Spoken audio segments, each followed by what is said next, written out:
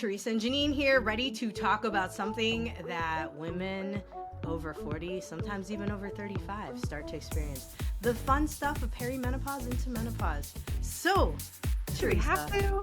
to? Yeah, we have to talk about it. We have to talk about it, especially today. Like before we hit record, guys, there was like so much fun banter of like what's going on with you. And I think, a lot of gals are starting to open up conversations about what's going on with perimenopause and menopause, but I don't know. Are you talking with your friends about it? Well, I think it's good to have I love having a friend like you that I can talk about it with, that's for sure. Because I don't think that people talk about it enough. I unabashedly bring it up in places where it might or might not be as welcome as I'd like it to be. But I just think, hey, you know what? Even if I make somebody a little uncomfortable talking about what's going on, I think it brings more awareness. And I think that's exactly what we've been missing as women. And so it's part of the solution.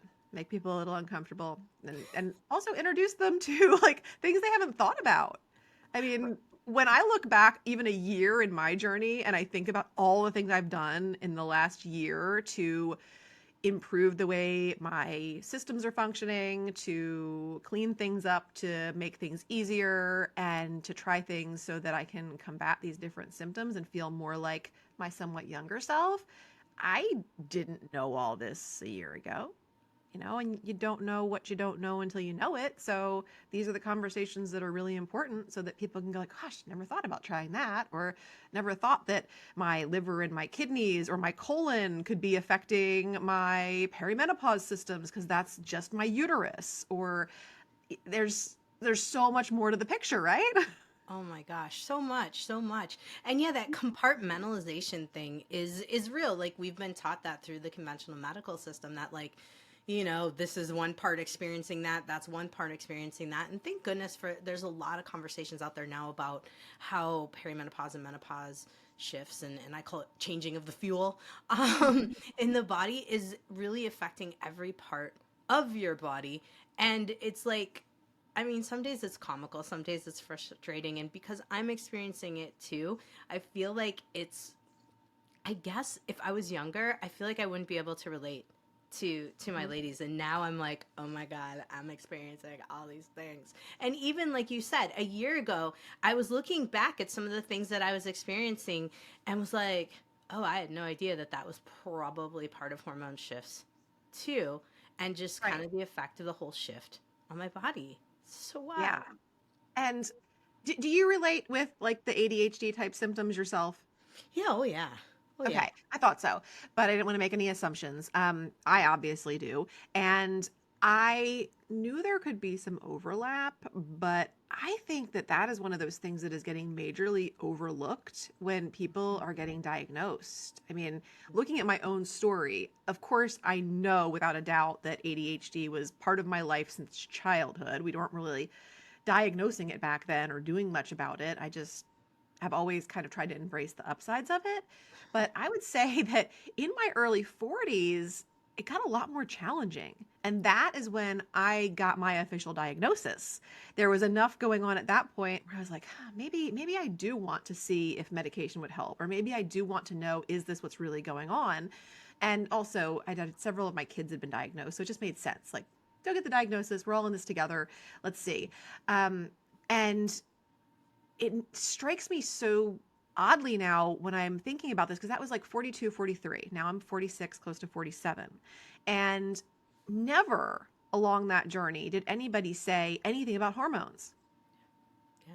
It was just a diagnosis for the ADHD, and I dabbled with Adderall for a bit. Didn't love it.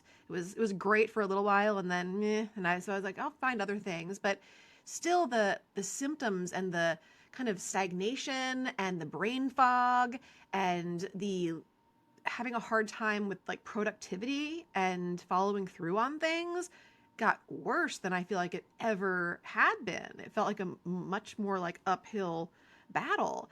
And, get to this later, but I feel like fixing stuff with my hormones has made a huge difference more than anything that was ever done to address ADHD alone. Hey, it's interesting you mentioned that because so many patients of mine, because I think there's more awareness on ADHD too, right? But I think so many more patients of mine have been diagnosed within the last, I'd say, couple years with Mhm. ADHD. But then I'm looking at their ages, and we're, late 30s, 40s. I am the same age as you, 46 going on 47. And yeah, I also like, I never identified with ADHD. I was usually pretty focused, could get stuff done. But then in the last couple years, I found myself just like sitting there going like, what? Just like bizarre like behavior that wasn't characteristic Yeah. for me, where I couldn't focus on stuff, where I was pinging all over the place and had started all these different projects and never can finish them. And I was like the one who would always like get something done, then move to the next thing and get something done. And then I was like juggling five different things and nothing getting done. And I'm like, that's not me. and Right. and so I'm like, I never was like I'm gonna go for an ADHD diagnosis, but hearing you talk, hearing other people talk, I'm like, that was probably the start of the estrogen really starting to go on the roller coaster that I'm on, and having those really big bottom outs, I think are what, and what I'm experiencing now to like a more severe degree, I guess you could say. Yeah. So for me, it really culminated last year. I was having a lot more ups and downs emotionally. I was having a reemergence of like hormonal acne, like cystic type hormonal acne. The brain fog, like I said, was worse than ever. I was tired again. Like I've been through times in my life raising young children and things where I was tired, but this was different and kind of like these feelings of almost being like narcoleptic, like must take nap or I don't know what's going to happen, kind of tired. And then the hot flashes. So for me, the hot flashes started originally about a year and a half ago. And I was able to take some supplements at that point that really helped. And I was like, cool, whatever, we'll take care of this and no big deal.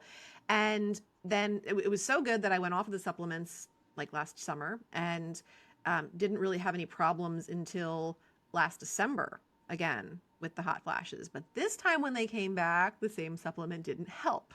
So, and one of my practitioners who I saw quite a bit last year had said, yeah, that happens sometimes. Like what we respond to the first time doesn't work when they come back a little stronger.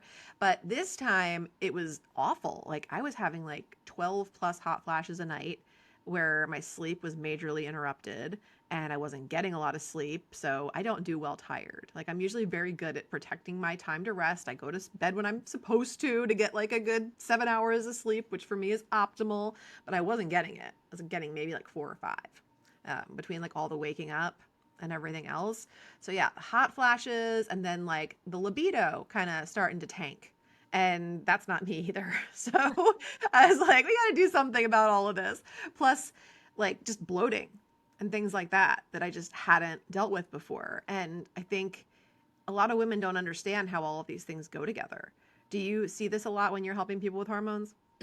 Absolutely, absolutely. I mean, the bloating, because let's face it, we have phases in the alternative medicine space where there's parasites. That's kind of what's hot right now. And back like a few years ago it was SIBO, and back a few years before that it was Candida.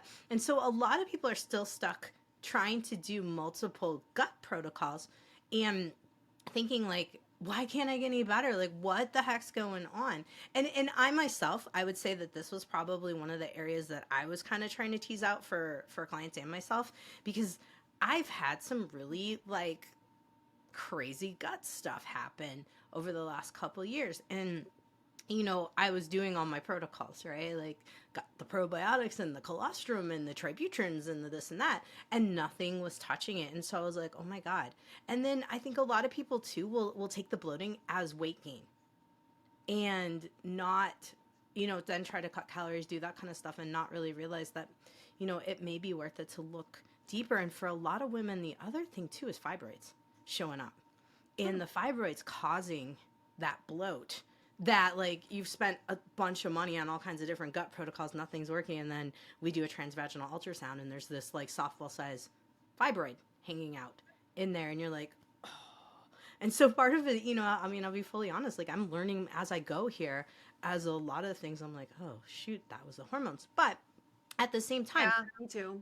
Yeah. You were mentioning like you were working on your gut. You used some supplements too. I think we have to say that like and this is something I know you're going to dive into because we chatted about it before we hit record, is that like you dialed your body in over the last year to help the hormones work better, and the gut's so much Yeah. integral part of it. So it's not like it's a waste spending the time on the parasite cleanse and the this and that. It's just more, figuring out like when to move on from that, when to move from the next thing to the next. So I want to hear like what Right. supplements, because I think a lot of people might be thinking like, Teresa, what supplement did you use at first for the hot flashes? And then what have you been kind of doing with your total body restoration or regulation, or I don't know what you want to call it. I'm throwing random words out. I'll let you word that. Yeah, something I used the first time, my one of my doctors had recommended, and it's called FemGuard HF. Hmm. And it's I don't have like a thing. Oh, let's see, I can look it up. Tell you what the main ingredients in it. It had taurine, spruce lignans, gamma oryzanol, um, vitamin E isomers, and something from Japanese sophora extract fruit. Hmm. I don't know. None of that means anything to me, but it worked. So, yeah, if anybody's kind of dealing with it on a beginning kind of level, I highly recommend. It was really helpful. It took about 7 to 10 days before it really worked. So stick with it. You'd probably want to, invest in a bottle or maybe two to make sure that it's doing its thing. But I found that to be really helpful.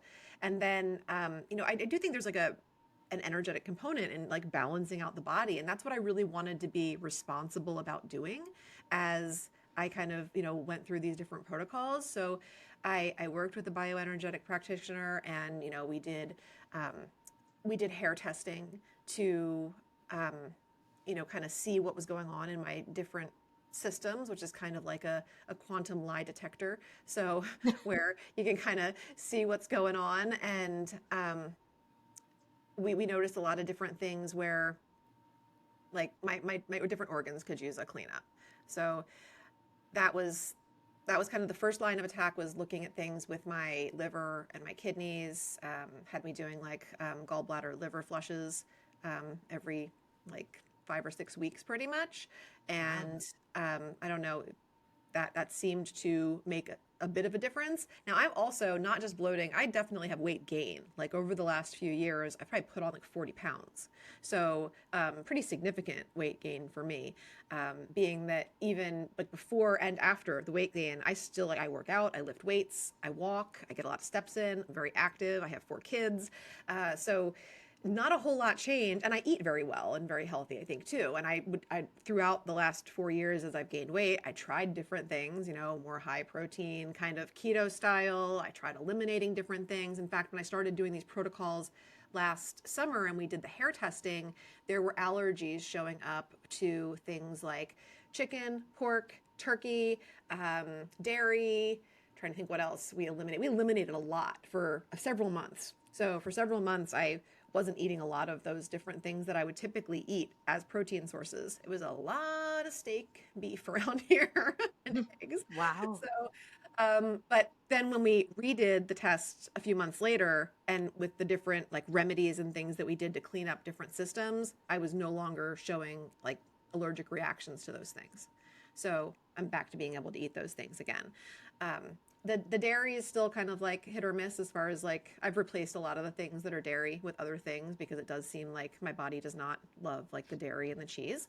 But other than that, I've been able to add everything else back in, and dairy and cheese are just kind of at my own peril. So they're not like necessarily like making anything horribly bad, just whatever. So yeah, we did a lot of cleanup as far as the diet and the gallbladder, the liver.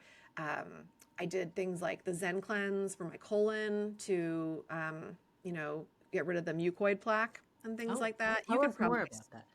you can probably speak better to that than I can, but um, the idea in cleaning up the systems, the organs around like the uterus and things, is that all those things are really close. It's not like anything's that far apart inside of your body. So if there's a bigger, load of toxins or things to clean up in a system that's, I mean, your colon's right up against your uterus, you Yeah. know? So, and Yeah, if you look up mucoid plaque and pictures of that in the colon, there's some really interesting and pretty gross images to see. And that's pretty much you do this cleanse for 24 hours, which is very easy. It's very easy to do. And then your body releases this plaque over the course of the following days. And it's kind of like cleaning out a sewer pipe. Nice, nice, without having So to do a colonic. right. Now, coffee enemas were also something that was recommended during this journey too. So it's like I have tried the whole gamut of things over the last 9 months or so, and that also, kind of to see if that would help with both energy and kind of cleaning out toxins and things like that.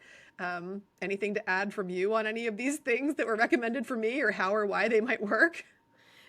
I mean, I think there it runs the gamut depending on the person, and like, yeah, coffee enemas, they've been around for eons to help cleanse, and so yeah, absolutely something that could be beneficial. Why it may work? Well, coffee's America's best laxative for a reason. And it does pull out a lot of stuff because it's gonna trigger a good squeeze, let's put it that way, on the gut and the stimulant there. So, you know, that the mucoid plaque, I mean, getting any stuff that's stuck to the inside of your colon is amazing for you, and just really helping, because one of the things that gets confused as we get older is the reabsorption of estrogens. And that's something that I've dealt with for, I would say, much of my life, and didn't know it in my 20s. And I'm guessing that's probably why my mom ended up with breast cancer that was estrogen positive. I think she just struggled with gut stuff.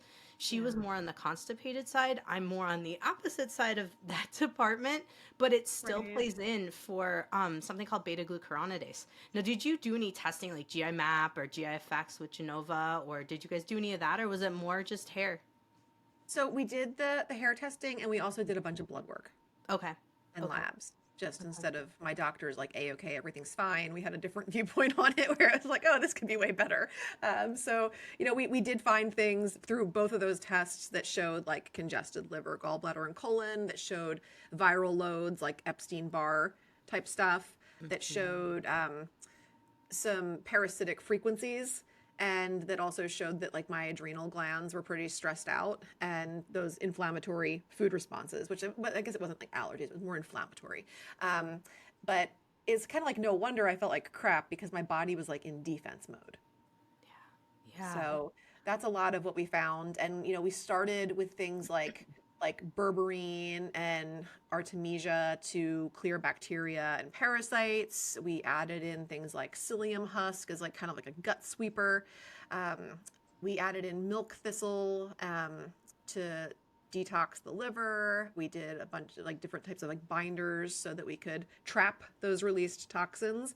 And throughout a few of my different protocols, we would add in DIM to clear like excess estrogen or xenoestrogens. Yeah. Can you explain xenoestrogens better than I can, and how they show up for people? Like I don't. I'm Sure. just like, okay, like I listen when people explain stuff to me, but then I usually it gets released and I don't remember exactly how to explain it very well anymore. That's a great question. Yeah, xenoestrogens often come from plastic in the environment. One of the most common things that we don't think about as adults, because we're so used to having this stuff around, is like we go and get the to-go cup from Starbucks, and it's got the plastic cup on top, and we're sipping on that plastic. Or we may have our like to-go mugs that we sit in the car and we're commuting to work with, and they Hmm. have plastic on the top. You have a very good example there. It looks like the Yeti is this Silicone. thing. Yeah, silicone and stainless steel there. And you've got your stainless steel straw too, Yes. which This has also, a silicone tip on it because I like to chew on it. Stand a hard straw or a paper straw. It's got to be that in between. huh, interesting. Yeah, the thing about the paper straws, they melt before I finish drinks, and that just They're grosses awful. me out so much because I'm like, what is in that paper? Oh, yeah, I can't do it. But here's the thing, a lot of people, will go and mix up the coffee or the tea, and it's like a plastic stick there. So now we've Right. like plastic ourselves like 4 times. And if you go to a restaurant, chances are that they've heated things in plastic. We Or might have scrapes on our pots and pans, all of that stuff. And if you're doing bottles we purchase, right, from right, the the clothes convenience we store or wear whatever. has plastic, and it gets washed in hot water sometimes. it's, we can't avoid plastics. Like, I know people are saying like, oh, you got to detox all the microplastics, but I really don't know how. Like, I was like, I don't know how we're going to get that all out. But xenoestrogens really, truly, for most people, are coming from plastics. We also have the ones that are getting converted from pesticides and the chemicals in the air. It's I did everywhere. things to detox the microplastics as part of my protocols, and obviously that's just not something that lasts. That's Hmm. something that, if we're going to detox those kind of things, we need to do it regularly, like every, few years or something like that, so that we can really have that benefit last for longer. But yeah, the way that it was kind of explained to me as I was kind of getting into these protocols was that like the liver's kind of like a hormonal processing plant. And if it's sluggish, then you can't metabolize the estrogen and fat doesn't burn efficiently and toxins back up in your bloodstream. So it's like everything gets worse if stuff in the liver's not in order. And I don't think that typically gets addressed with any, with a typical like primary care physician or somebody who you're going to see about your hormone imbalances or your perimenopause symptoms. No, no. Unfortunately, it's really cool right now to be like, I work on hormones, but really, it's I give you hormones, and then you maybe take some supplements that counter it, but nothing's customized, and there isn't the prep beforehand. Because I'll be honest, I'm the one that sees people when things go south with the hormones, when they can't tolerate them. We need to microdose them. We need to go back to basics and clean the body back out. And yeah, the biggest thing that's being overlooked, I think, when it comes to figuring out hormones for women is who's got fatty liver going into this and who's got the start of fatty liver going into this, because that is one of the biggest issues that I see happening. Estrogens start to come down as a whole, cholesterol goes up. Well, cholesterol is where it's getting processed through that dang liver of yours. And if you start to see your liver enzymes going up and your weight's going up, you can do calculations to see what's up. There's something, I mean, the BMI, I do not love it because I'm always overweight on it based on my muscle mass. But it does help in using the BMI, find out your BMI, and then calculate something called the hepatic steatosis index. And every single one of you guys out there right now could literally type in hepatic steatosis index, armed with your BMI calculation, which you can also get online very easily, and plug in, go to your labs at the Comprehensive Metabolic Panel, and you can plug in your AST and ALT levels right there, and you're going to get your index. Anything over 36 is considered fatty liver. Anything between 30 and 36 is inconclusive and what I call probably pre-fatty liver, time to really do something. If you're way under 30, then I'm not worried about you. I'm like, okay, you're doing all right in that department. So that's a big one that like I'm looking at, man, I should have looked at that 10 years ago on myself because I'm pretty sure this process was happening 10 years ago. Yeah, that's fascinating. And thank you for the resource. That's definitely helpful. I've never actually looked at that either. So I'm going to be hopping over there after we're done to see where my levels are. Yeah, and there's so many different components, and I'm still trying to figure out the weight part of it. And I do Yeah. think that what I'm doing now is going to help because, like I said, I feel like whenever I have experts on and we talk about like the things to do when you're in perimenopause to, either lose weight or maintain muscle and weight and stuff, it's like I'm already doing all of those things. So yeah, and as we kind of went through these different protocols, we looked to see, am I pre-diabetic? How am I processing insulin? I even wore one of those, things on the back of my arm for a month to like, check how my body was responding to different foods and things. That wasn't a problem. We even went so far as to look at like leptin because apparently like your leptin levels can have, and the way that you're like exposed to different lights, and Lord knows we've got a lot of weird light sources and things that affect that these days, can make a huge difference on the weight that you put on or don't release. So my leptin levels were fine. My I was, my insulin and the way I was responding to stuff when I was wearing the continuous glucose monitor were fine. And it was to the point where the guy that I was working with was kind of like, I don't know, maybe you just start working out like twice as long or whatever. And I'm like, that sucks, but I mean, I'll try it. Like, and I even started, doing heavier workouts and things, and still like, it's like I'm not budging. So that's been the biggest mystery. That's been the Yeah. biggest mystery, the weight and everything else, because it feels like, okay, all my systems are pretty clean right now and things are good and meat healthy, and it's still like still not coming off. So I think I'm hoping I'll have the answers to that somewhere in this year's things that I try out and experiment with. But yeah, there's just so many things that aren't thought about, like these strategies that nobody gets taught, or the way that um, you know estrogen supports dopamine, Mhm. and progesterone calms your nervous system, and testosterone fuels your drive. So when you crash in perimenopause, your mental health might suffer. Like, and Oh yeah. nobody's like putting it together in a way that makes sense to most people. No. So it makes us all feel like we're kind of being like gaslit all the time. And then I think I talked to you about this too, because so the thing that's been working for me right now the best has been HRT or BHRT. Have you joined the Becoming More Me community over on School yet?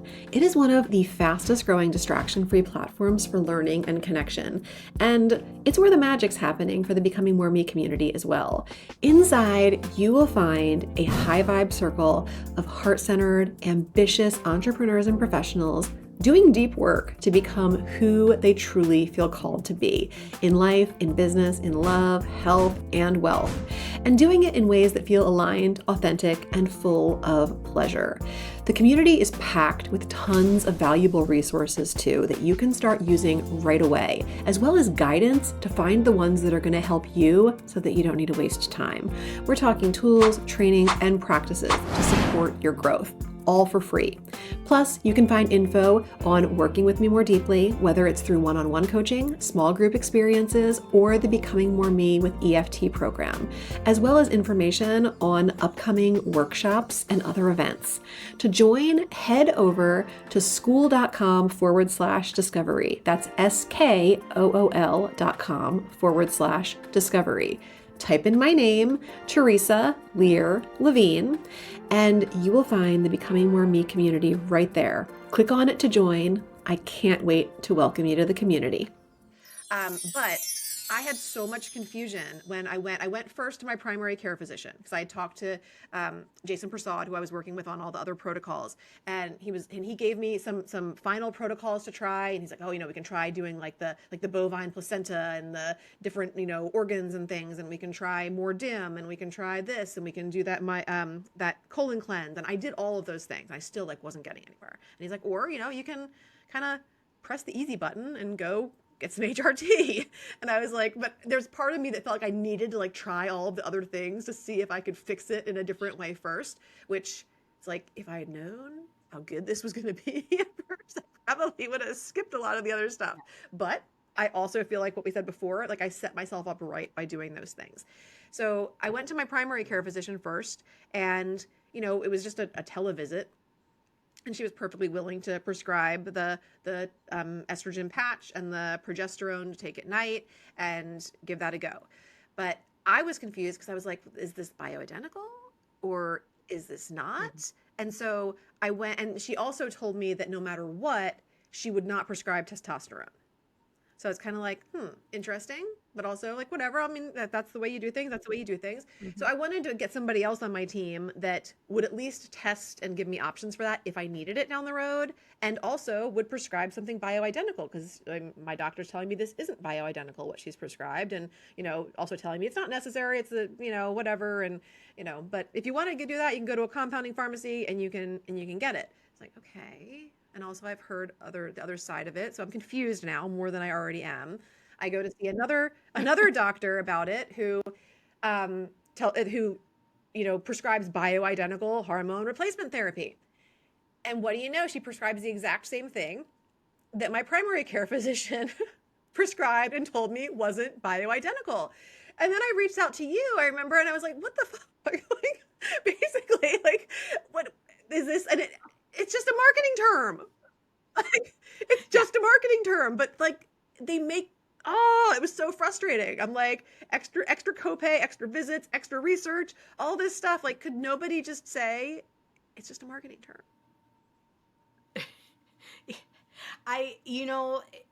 It comes from the days of some of the old school stuff that's still out there that is more like 100% synthetic.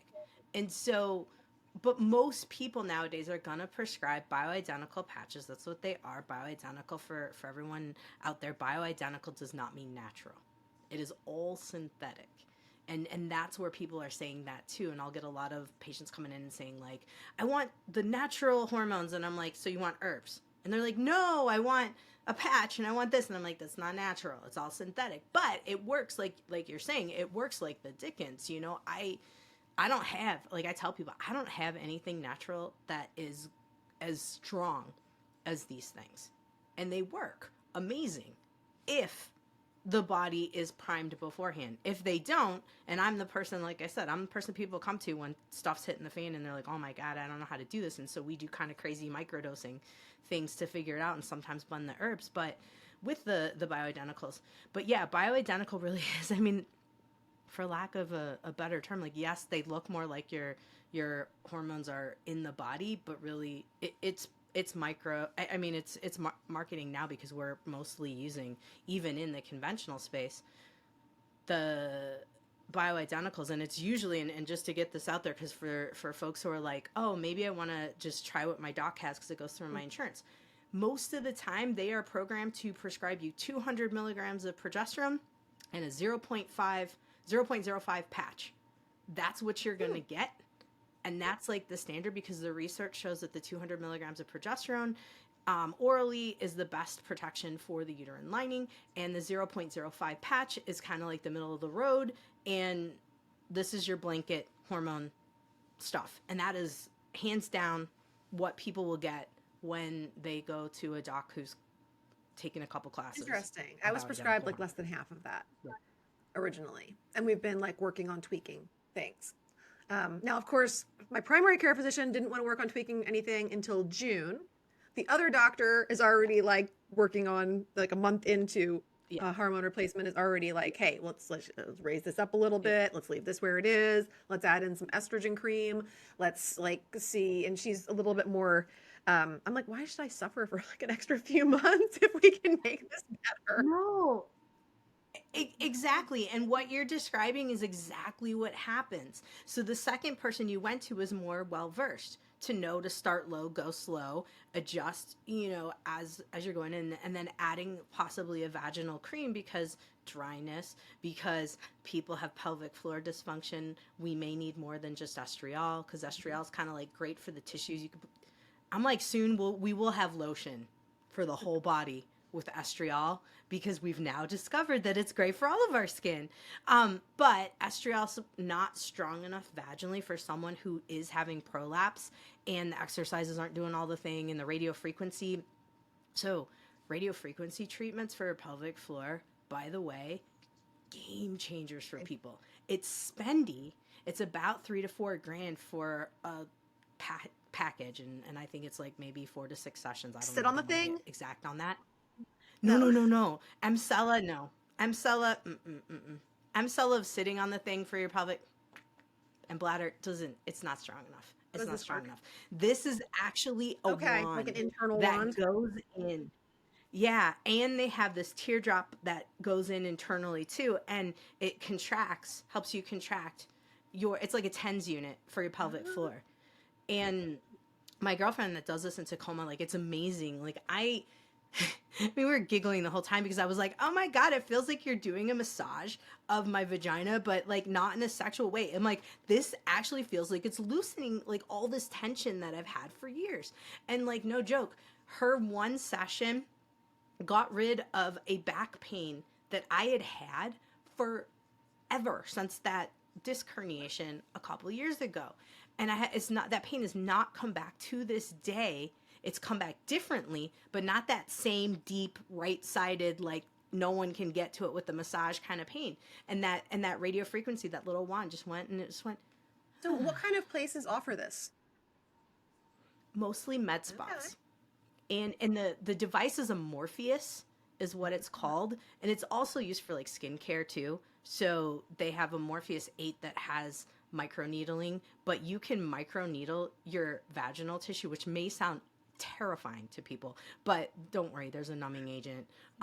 It's not that bad, and I have not had it done because I don't have severe prolapse, but I have way patients worse that things. have. I've Yeah, never understood I why mean, the slang for one is used as an insult because I'm like, they are some tough things. Like they can handle some microneedling. yeah. Yeah. Yeah, I mean, and obviously with the numbing agent, but like the truth is like I'm seeing great results with those. And, depending on how severe, like there are some cases where it's not going to help because it's so severe, but everyone that I've sent over there has had benefit. And this is Empowered Med Spa in Tacoma. If you go to their website, you will see what it is. It's RF, radio frequency treatments, and then Morpheus 8 is what they're using. And I mean, just like MSO, don't waste your money. Hey, I'm just popping in to remind you real quick. You don't have to keep navigating the overwhelm, self-sabotage, or emotional chaos alone. If you've been feeling stuck, whether it's in your business, your relationships, or with your own health, there is a next aligned step. And I would love to help you ditch the overwhelm and find it. You can book a totally free, no pressure insight call with me. This is a quick 15-minute one-on-one call where we will zero in on what's really been keeping you stuck. And I will share simple but powerful insights that can help you move forward with way more confidence, ease, and alignment. All you need to do is head to gamechangingconversation.com and grab your spot. I truly can't wait to connect with you and support you in your next chapter of becoming. Now let's get back to the episode. Yeah. Don't do the sitting No, I thing. wasn't planning on. I just wasn't sure if that's what you were talking about or not. I will try this though. I will definitely look for places near me that do that because I did pelvic floor therapy with my PT after my now 8-year-old was like a year or so old and had really good results with it. But then I feel like it's gotten worse over the last couple of years again, and the same things aren't fixing it. So Yeah. this Yeah. could be a good alternative and sounds like it's pretty awesome. So I'll, I'll give it a try. Um, yeah, Yeah. yeah, all these things that, yeah, people just don't even know about because they're not the kind of things that regular doctors are talking about. But I got to say that as soon as I started the HRT, like less than 24 hours in, I slept better the first night, even just with, the first night taking the progesterone along with it. My focus, like I knocked out my to-do list that first day. And like I mentioned before, when I was diagnosed with ADHD, I did try Adderall and I had really good response to it at first. Like I had a few like really great weeks on Adderall where I was like, this is amazing. And then it wasn't amazing anymore. But with the HRT, I was like, wow, this is like better than Adderall was. Like I felt good. I had good energy. I was like in flow. I was motivated. My productivity was like soaring. And yeah, literally it was better. So it felt like to me when that happened that I was like, I have found the missing piece, not just for my brain, but for my whole being. And that felt really good. I get so many texts or voicemails of like, why did I wait so long, kind of stuff. And that's the beauty of it. Like it really does benefit, but I have to stress like you put in the work ahead of time. And this is where I have a lot of people who will try things and say, "Oh my god, I feel worse. Everything's terrible."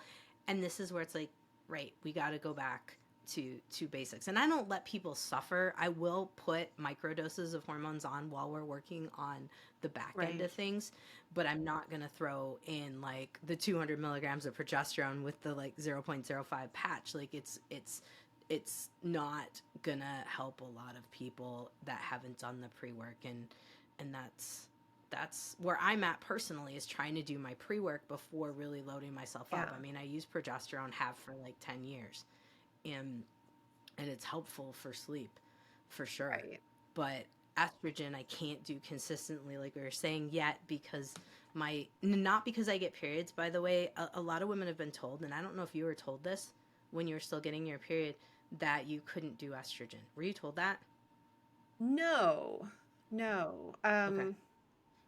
No. I mean, my periods just started getting like really irregular in the last like 6 months, and then like I haven't had one for a few months. So it wasn't that far out from not having one when they put me on HRT. So it's like still I could have had one any day. Yeah. Um, Yeah. And that happens. yeah, I still could. I mean, who knows? And I think just the idea of perimenopause and menopause in general sometimes gets misunderstood too. I remember it being like a really big eye opener for me when I think I was reading, oh, what is the book about perimenopause? I think it's like Menopause Brain or something. I'm going to look at my Audible library so that you all know what it is and you can look at it if you want to. Menopause Brain, yes, by Dr. Lisa Mosconi. So she talks about the different stages and she talks about all the different angles and things. And that was really helpful. I know Megan Swan, who was on my podcast, recommended that book when we were talking about perimenopause on my show. And, but she talks about how it gets really misunderstood that you're in perimenopause up until you have 12 consecutive months without a period. And then people always talk about, oh, I'm in menopause now or whatever. But menopause itself is a 24-hour event, which is like, oh, I was like, I never heard it explained that way. And I was like, oh, that makes total sense. And then you're post-menopausal for the rest of time thereafter. So that was interesting to me. And then anything that should set that back, maybe 6 months without a period and you have one, then you're back to that 12-month counter again, waiting for that one day, and then postmenopausal. So there's so much that nobody talked to us about. This is not stuff that my parents, or I haven't found anybody who, grew up, maybe, Kate Northrup, whose mother was like, Right. educated in this. You don't hear about a whole lot of people who grew up with an education around their cycle or what happens when their cycle stops or anything. And this is like, it's a huge part of our life. Perimenopause through postmenopause is like 50% or more of our life. It's a big chunk of it. So understanding how to manage it and make the best of it seems really important. And I know I talked about the stuff I did kind of physically to clean things up, but quite literally the work that I do with my clients is also work that I do with myself. And that's super important also for, nervous system regulation is really important for hormonal harmony. So yeah, it's because it's inherently this time of like physiological change, which can feel like internal chaos. And we have a lot of emotional reactivity, a lot of mood swings, and even a lot of people will have, increased panic or anxiety tied to these fluctuations. So things like I do with EFT tapping can be really, really helpful to calm the amygdala, that stress center in the brain, to regulate the cortisol and the stress hormones, and to reduce the fight-flight dominance that can happen and really create more emotional safety in a time that feels really unfamiliar, therefore unsafe to the nervous system, and create more of like a fertile internal environment for hormone healing to occur. So I think that's really important too, along with subconscious reprogramming, because you go into this part of your life and all of a sudden beliefs and things come up to the surface like, oh, I'm not enough, or I'm losing control, I'm aging, it's all downhill, my body's betraying me. All of these things, these beliefs will surface, and that can really create a lot more resistance to healing and feeling the way that you want to. So when you can learn to powerfully visualize or to use hypnotherapy, you can access that subconscious part of the mind that's controlling that. You can reprogram all of those fear-based loops, and then you can reinforce the empowering beliefs around worth and confidence and femininity and aging, because it really is a beautiful process and it's not going away. And then you can have more acceptance, you can have more trust in your body, and you can have more fun. So I think it's really important to mention that the subconscious and the nervous system are really important when it comes to weight release, when it comes to sexual confidence, when it comes to feeling safe to be seen still or again. Those things are really important. Oh, so huge, so huge. And I think for a lot of people, if it's that they've been healthy most of their life and they've done a lot of the, I get a lot of women who, they're like, I've done all the cleanses. I maintain a very clean diet. I work out all the time. What is my problem? I'm like, it's your nervous system. because you've done all the other things. And I think a lot of people forget that we're switching fuels. We go from ovary fuel to adrenal fuel, because your adrenals are what take over for your hormones after your ovaries are like, yeah, I'm done, we're done.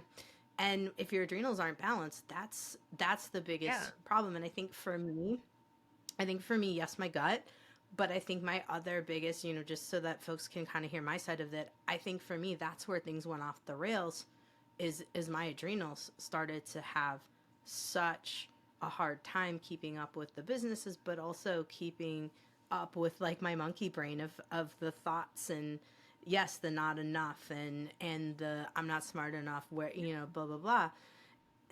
This is probably more than all the info out there right now. I still think we haven't hit on this enough. Yeah. I mean, and so many perimenopausal symptoms are just exacerbated by unprocessed emotions and trapped energy. Like if you have grief that you haven't processed, that can often show up in insomnia or in like a feeling of tightness, whether it's in your chest or somewhere else in your body. If you're dealing with repressed anger, and most people are in one way or another, that's liver congestion. And that Yeah. can be a problem Yeah. there. If you're afraid of change, then you can have real resistance to the hormonal shifts that are going to happen one way or another. So, yeah, when we can learn to process these things on another level, not just through physically changing things or taking a medication or a supplement or a protocol, then you can really heal things on an even deeper level. This is why I have often, and probably annoyed a lot of people in my practice, that I don't do as many supplements as I used to. One, because I think there's a point at which your body can't handle that many, and I don't want to, it's just too much. I think people in my profession do outdo what someone could actually Yeah. handle. But also, I think a lot of it is energetic, and that's what drew me to you when we had our first podcast. And I was like, I have to work with Teresa, because this is what has been underlying everything for me. And so I wanted to share with folks, how important it is to look at your nervous system. Yeah, I'm an acupuncturist. Yeah, I'm supposed to be super zen, but like, truth is, we all have our crap. Like, we have it. And I'm, only now really processing a lot of things I was super angry about, like losing my mom so young. Yeah. Those kind of things stick with you. And so I think, for a lot of women, going through this time in life, but also if you lost your mom, you're looking at the age when she passed and you're going, oh my God, I'm almost there, you know. And we know like cancer starts 10 years before it's supposed to show up. My mom died at, got her diagnosis at 52, died at 62, so, and I was 26. And you may say, okay, someone who's 26, they're old enough, they can handle, yeah, right. I was a Yeah. baby. I didn't have the emotional processing, even though I was almost done with naturopath school.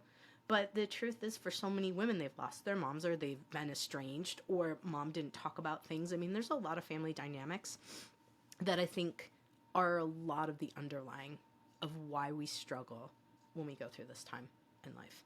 And I'm glad you're doing what you're doing. Glad you're doing what you're doing too. Because people need somebody like you that can actually like look at their labs and give them the feedback that they need instead of just the basic stuff they're getting at the doctor. They need somebody that has alternatives, because most people don't want the stuff that's being recommended right off the bat and don't want to accept certain answers, and they don't need to. You've been really helpful at helping me sort things out, and helping my family sort things out. So your wisdom is much needed as people navigate this time in their life, and it just happens to be that we're navigating it too. And it's like I always say when I'm helping people with whatever it is that they've come to me for, it's like we're all walking each other home. None of us have all the answers, and but we do have pieces to the puzzle.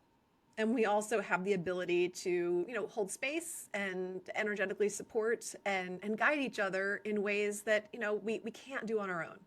I do truly believe that all healing is relational healing. The things that kind of get messed up in us happen in relationship, and they also heal best in relationship. So when we have people to support us along the journey, that's the most important thing. And when it comes to the work that I do, the nervous system is the container that holds these hormones and things that we're talking about today. And if it's dysregulated, then like even the best supplements, if you want to take supplements, aren't going to work, because the mind body part of it is what is really the game changer. And that's what you facilitate in your work, even though it's with acupuncture needles, and mine's with more like tapping those spots. Like we both kind of do the same thing in a different way that helps to get the mind and the body in sync and balanced. Yeah. So huge, and definitely something to think about and not ignore. Those of you out there who are like, what do I need to be focusing on? I'm always asked that. Where to focus first? What do I do first? And honestly, I do think getting your relationship with yourself right first is a really good step. And then going into gut and those kind of things, your relationship with yourself is ongoing. It's not like, you fix it and then you're done. And I think the same goes for hormones too. All of this is an ongoing process, and knowing that it's a work in progress. It's not a set it and forget it. Absolutely. So I guess what I would say to anybody who's listening, if you're feeling a little stuck with your health, if you're feeling like somebody kind of stole your sparkle, or you're gaining weight despite doing everything right, or maybe your libido is tanking and your patience is thin and your brain just doesn't want to focus the way that it used to, just please know it could be something much more than just like your mindset. It could be your hormones, and there's so much that you can do to support yourself. Seek out the answers. If you have questions for me or for Jannine, reach out. I'm always happy to share things I've tried or names of products or whatever else might be helpful for you. And we can all help each other and walk each other home on this journey. That's where it's at. That's where it's at. Teresa, thank you so much for meeting up with me today and sharing all of your story with us. Let's tell folks where they can find you and connect with you, especially if they have questions. Absolutely. The best place to connect with me is in my free school community, which I will give a link for the show notes.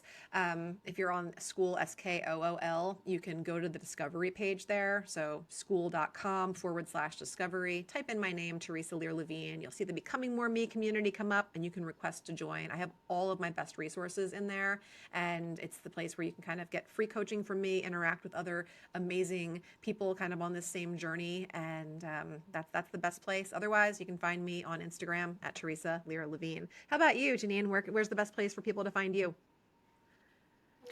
Find me on my podcast, The Health Fix. Of course, we're working on trying to get a community together. We'll see how that goes. It might be a joint venture with my new practice in Wisconsin, Nice. so stay tuned for that.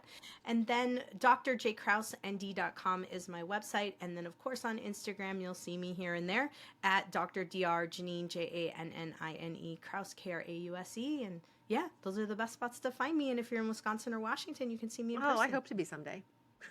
Or wherever you are. It'd be fun to be able to meet up in person and give you a big hug and all of that. So thank you so much for coming on and sharing all of your wisdom today too, Jannine. Appreciate you. Thanks for spending some of your precious time with me today. If you loved this episode, please leave a review or simply share it with someone else who would get great benefit from it too. If you share on social media, please tag me so I can personally connect and thank you. Until next time, keep taking bold and brave steps towards becoming more of who you want to be in this world. You are capable, you are worthy, and you are enough. And if your inner critic is still trying to argue with those facts, hit me up. We've got work to do.